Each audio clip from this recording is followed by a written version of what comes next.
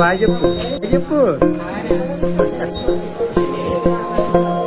ఇదే కదా నీ కథ, ముగింపులేనిదై సదా సాగదా.